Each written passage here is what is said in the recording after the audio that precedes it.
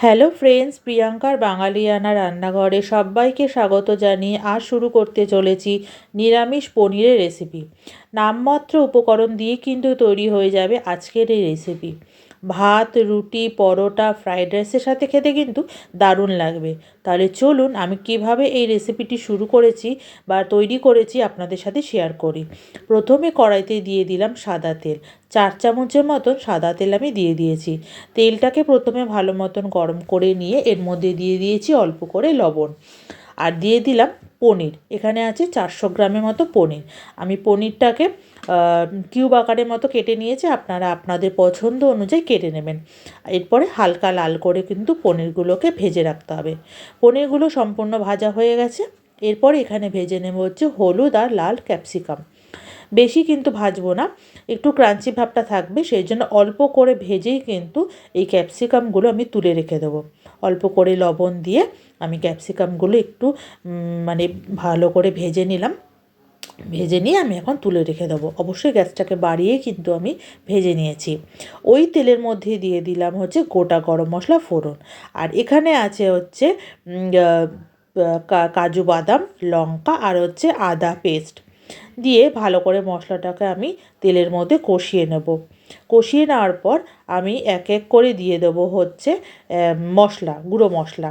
যেমন প্রথমে আছে জিরে গুঁড়ো 1 চামচ, আছে ধনে গুঁড়ো, আছে কাশ্মীরি লাল লঙ্কার গুঁড়ো, আর অল্প করে হচ্ছে চিনি।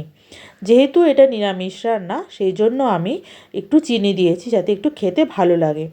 এরপরে পুরো মশলাটা ভালো করে কষিয়ে নেব যতক্ষণ না তেল ছেড়ে আসে। একটু অল্প করে জল দিয়ে মাঝে আমি মশলাটাকে ভালো করে কষিয়ে নেব। ভালো করে মশলাটা কষিয়ে নিলাম। এরপরে ভেজে রাখা পনিরগুলো আমি এই মশলার মধ্যে দিয়ে দেবো। মশলার মধ্যে দিয়ে দিলাম।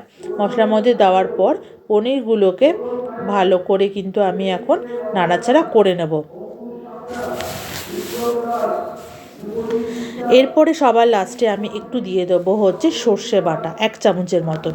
1 চামচের মতো সর্ষে বাটা দিয়ে ভালো করে পনিরের সাহায্যে মিশিয়ে নেব। দেখুন মেশানো হয়ে গেছে। এরপরে আমি কি করব, ভেজে রাখা যে ক্যাপসিকামগুলো আমি পনিরের মধ্যে দিয়ে দিলাম। দিয়ে ভালো করে একটু নাড়াচাড়া করে নিচ্ছি। নাড়াচাড়া করে নিলাম।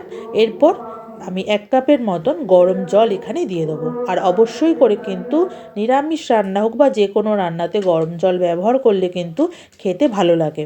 আমি 1 কাপের মতন গরম জল এখানে দিয়ে দিলাম। দিয়ে ভালো করে গ্রেভিটা আমি একটু করে নেব। আমি এখানে হালকার মতন গ্রেভি রাখবো। আর এই রেসিপিটি কিন্তু আপনারা ভাত, রুটি, পরোটা, ফ্রাইড রাইসের সাথে কিন্তু খেতে পারেন। খেতে লাগবে অসাধারণ। আপনারা নিরামিষ দিনে এই রকম রেসিপি একবার বানিয়ে দেখবেন, আপনাদের কিন্তু খেতে ভালো লাগবে। দেখুন আমার অনেকটা গ্রেভি শুকিয়ে গেছে। আর আমি এখন দিয়ে দিচ্ছি হচ্ছে 1 চামচের মতন গরম মশলার গুঁড়ো। আর সবার লাস্টে দিয়ে দেবো হচ্ছে কসুরি মেথি। হাতে একটু মিক্সড করে কসুরি মেথিটা আমি দিয়ে দিলাম। তাহলে বলুন আপনাদের কেমন লেগেছে, আর আমাকে অবশ্যই কমেন্ট করে কিন্তু জানাতে ভুলবেন না।